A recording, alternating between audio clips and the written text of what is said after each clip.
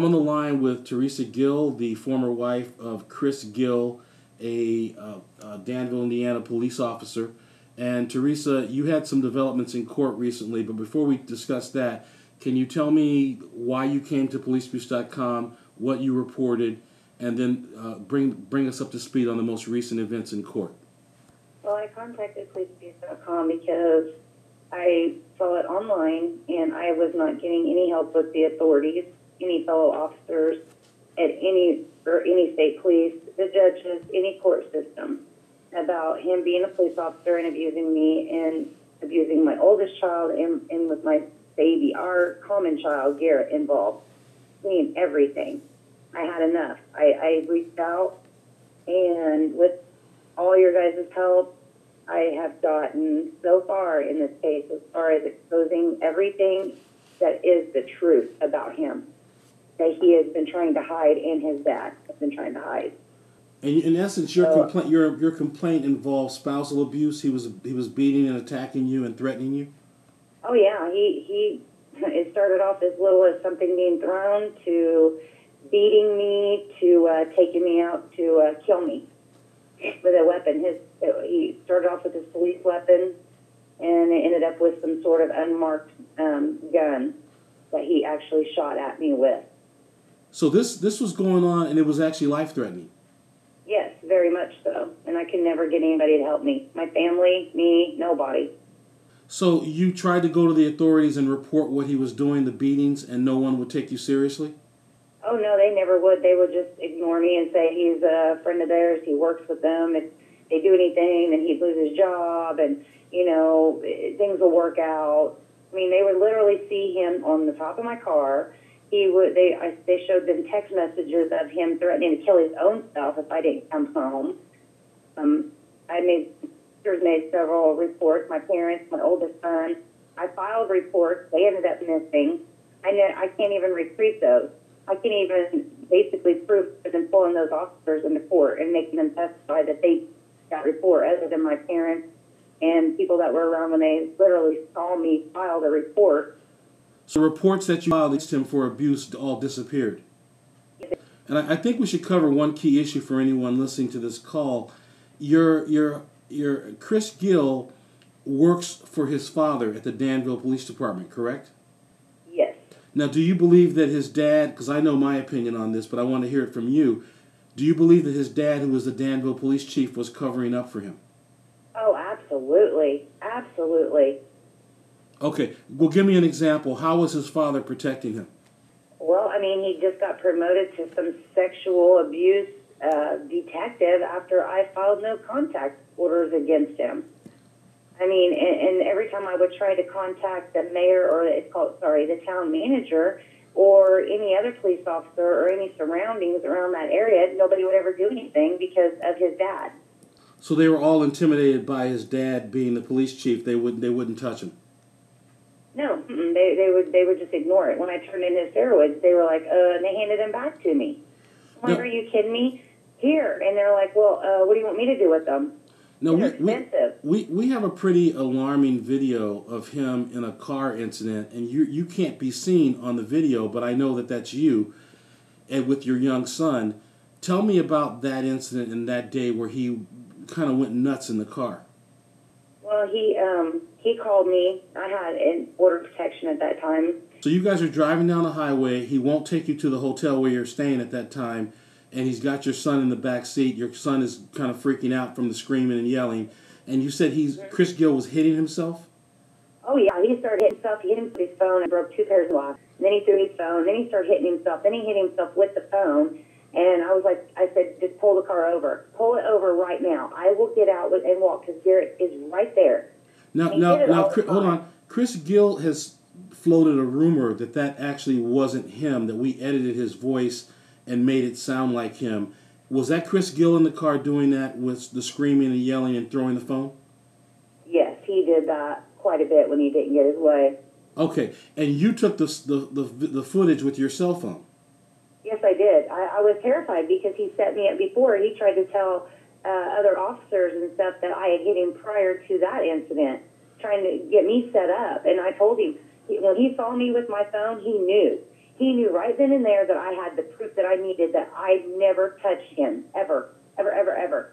Got it. He reached. I can't believe it! My job is fucked. I had to have it done by the 21st. Oh my God! Just go! We No, how need gas. could you do this to me? No, you're not dropping the charges. Go! I can't believe you do this. You want me to give you more and you're not dropping anything. Okay, Oh my God! Oh my God! Oh my God! Oh my God! What am I gonna do? Please just go. Oh my God! No! Over after he saw that, and he tried to grab my phone. Of course, he threw my son to the floorboard. It's part of the video that you do not get to see, but he hit me at least 2 or 3 times in the car that I can remember. I was just trying to get my son and get out of the car, and I was hit. I was struck with a fist multiple times to get out of that car. He didn't want you to leave. He didn't want you to leave with the phone? No, he was trying to get the phone away from me. And you were able to get away? Yes, I was. I jumped out. I jumped out. I grabbed Gary. I jumped out of the vehicle because he had him thrown down on the floorboard. He just threw him on the floorboard so he could hit me, attack me. So you grabbed your son and you ran into the hotel? Yes, I did. Okay. Now, we have a lot of ground to cover, so we're going to come back to your story, and we're going to be posting updates on our website. Tell me what the impact has been of our publishing the story about him, and has that made your life any better, any safer? Oh, yeah. Since when they sent somebody down to actually do some video footage and talk to some witnesses around, I believe Chris knows or thinks that, he's being watched, because I haven't really been bothered other than him trying to hurt my son. Okay. Let's talk for a moment about the recent events that just happened in court. He's going to lose his job at this point because of a court ruling. Can you tell me what the ruling was, how the judge reviewed the evidence, what the judge said, and how that will impact this case?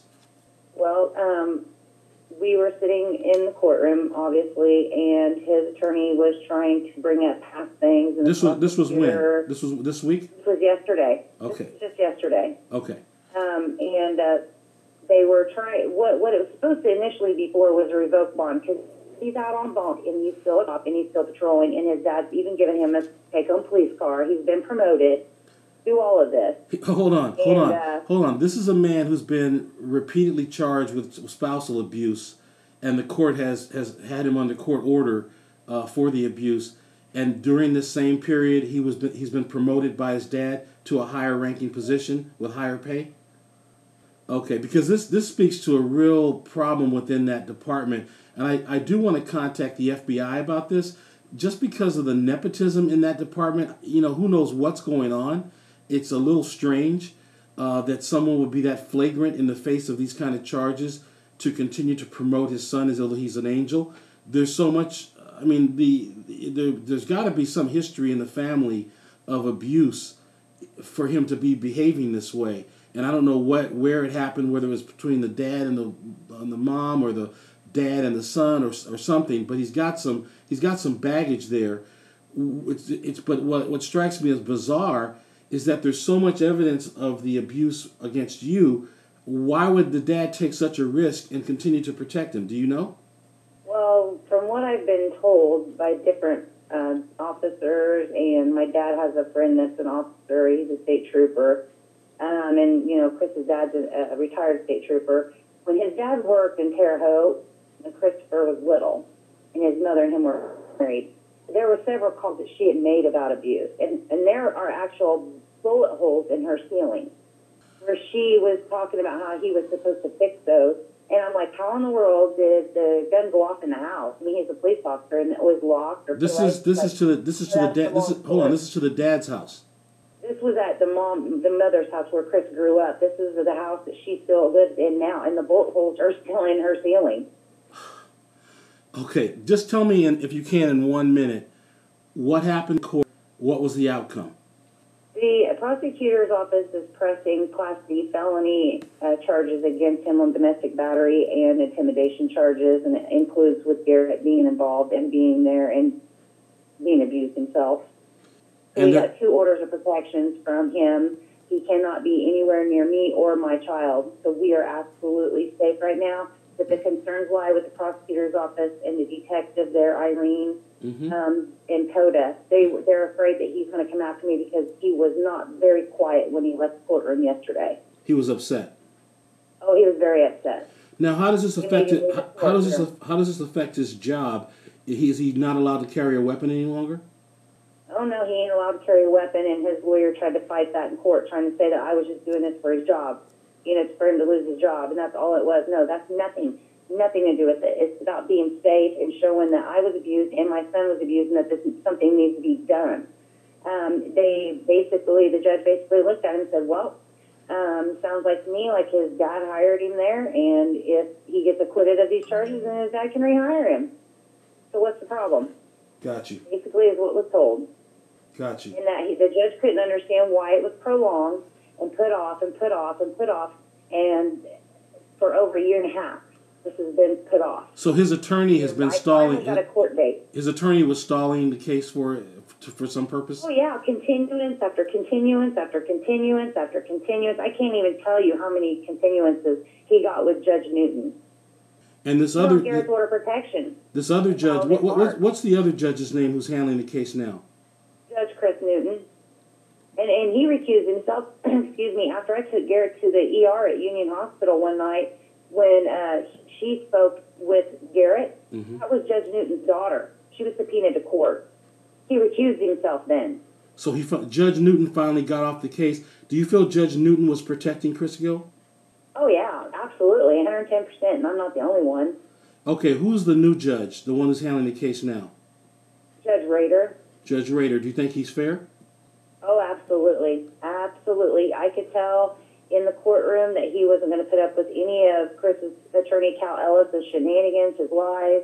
And he even let Mr. Ellis know that not to bother filing any more continuances because he isn't going to grant them. This needed to be set for trial. He set it for trial for September, I think it's September 18th. Okay. It'll be on trial, jury trial, because he's pleading not guilty. I'm not sure if he's in his office or not. Hold on, please. All right, thank you.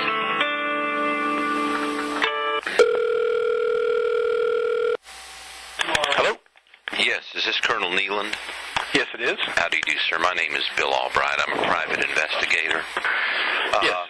We had mailed off a Freedom of Information Act request to get some records from your department.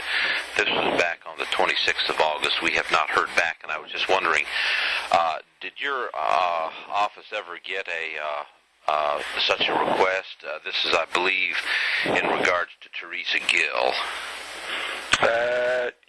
I can't tell you whether we did or not. The chief's on vacation, so I'm not sure. Okay. Who would handle or who would receive the FOIA freedom of... Probably Chief Gill. Chief Gill, okay. Yes. Well, listen, since I've got you on the phone, I was wondering if you could maybe assist me and give me a little bit of information. In regards to the department's policy concerning family members working for the department and being supervised by other family members, is there any policy that oversees such relationships? I'm not sure what you're... In this particular situation, nepotism or, father supervising son, as in the case of Chief. You know what, you're on a hole digging contest here, and I'm not going to participate in that. Okay, that's fine. One more question, if you don't mind. Thank you, sir. Okay, you're welcome.